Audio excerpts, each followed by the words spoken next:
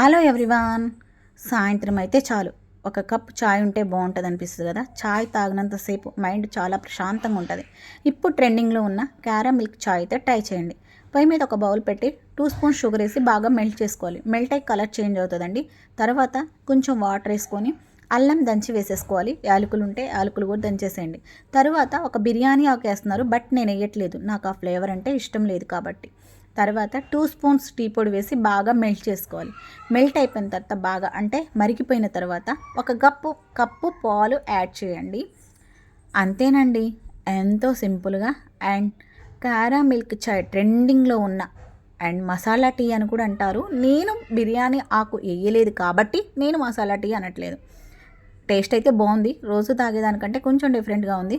నచ్చితే తప్పకుండా ఈ వేడి వేడి ఛాయ్ కోసం లైక్ చేయండి, షేర్ చేయండి, సబ్స్క్రైబ్ చేయండి. ఇంకెందుకు ఆలస్యం, మీరు కూడా వెళ్ళి ట్రై చేయండి.